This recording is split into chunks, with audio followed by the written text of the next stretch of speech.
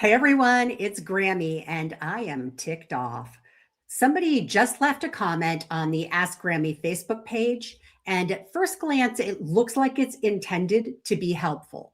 But on closer inspection, it's not. When I dug into it, it got a whole lot worse. Take a look at this. This person claims to have lost $329,000. They claim that their lawyer connected them with somebody important, and then they invite people who are victims of scams to feel free to message them. That none of that looks good. This message has been designed to pull at you, especially if you've ever been scammed or know someone who has.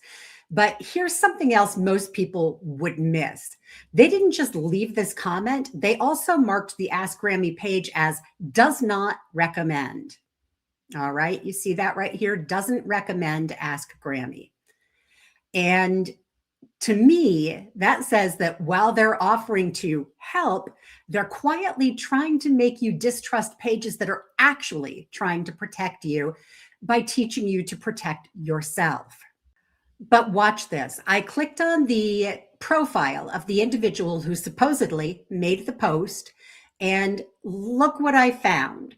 When I looked at the reviews given, the exact same message is posted over and over again.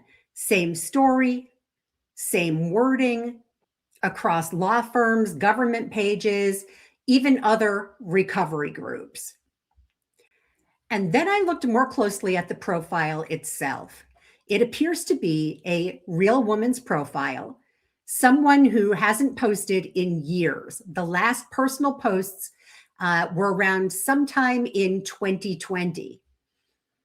And it's her posts are typically family and things that are of interest to her, and even some Elvis photos. And then suddenly, just in the last couple of weeks, this account starts posting these identical messages everywhere, trying to help people who have been scammed. That's a huge red flag. This really isn't Heather at all anymore. This is what happens when scammers take over dormant accounts and use them to make them look real and trustworthy and safe. And let me just say this plainly. In my book, scammers who target scam victims are about as low as it gets. They're counting on two things: that you're hurting and that you'll trust what looks like a real person. But nothing about this is real. I want to show you one more thing. Just to dive in a little bit deeper, I decided to take Heather up on her offer, and I sent a Facebook message as her post had suggested. And I didn't do it as Ask Grammy. I went in under my personal account and said, I've been scammed. And I saw that you have a suggestion about who I could work with to help me recover my money. Please help. And got a response fairly quickly. Hello, I'm so sorry to hear that you were a victim. I was scammed too out of my entire life savings.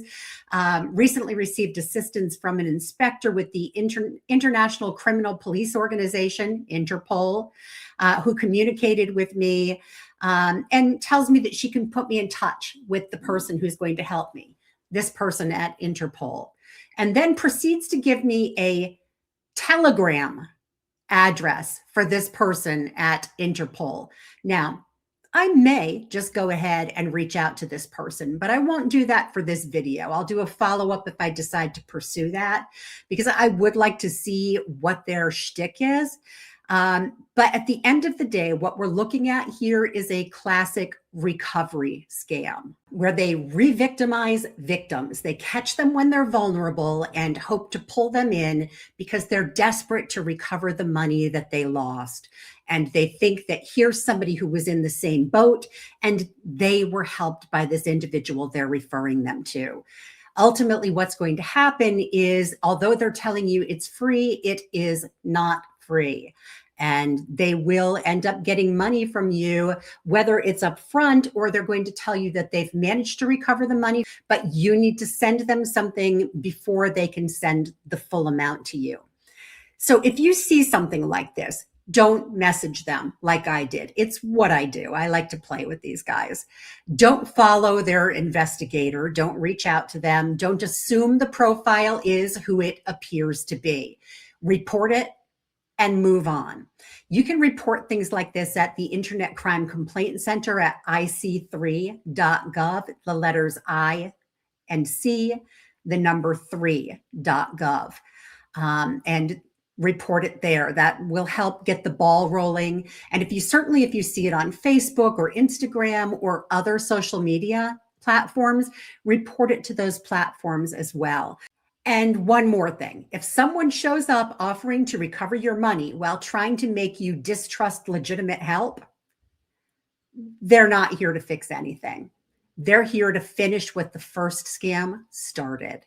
Don't be re-victimized. Don't let your friends and family be re-victimized. If you know somebody who's been scammed, or if you yourself has been scammed and somebody pops up out of the blue to try to help you recover, there are very few legitimate people who do that. And they're not the ones who are going to tell you their sob story and about how they prevailed in the end. Those are always recovery scams. Don't fall for it. As always, keep yourself and those you care about safe out there. Knowledge is power, and I'm here to help empower you. We'll see you here next time. Bye-bye.